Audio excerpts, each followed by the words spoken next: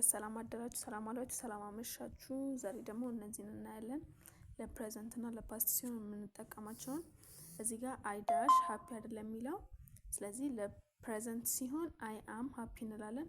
ለፓስት ሲሆን ደግሞ አይ ዋዝ ሃፒ። የሁለተኛው ደግሞ ዩ ዳሽ ኤ ካት። ለፓስት ሲሆን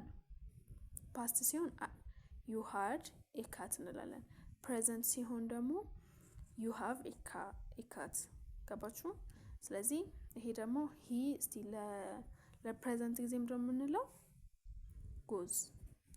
ለፓስትስ ዌንት፣ ሂ ዌንት ዴር።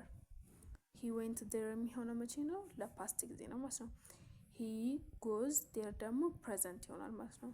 እዚህ ጋር ደግሞ ሺ ዳሽ ፋስት ምንድነው የሚሆነው? ለፕሬዘንት ሲሆን ራንስ፣ ለፓስት ሲሆንስ ራን። ገባችኋ? እስቲ አምስተኛው ዳሽ ሄር ይላል። ፕሬዘንት እና ፓስት የቱ እንደሆነ ኮሜንት ላይ ጻፉልኝ። ቻው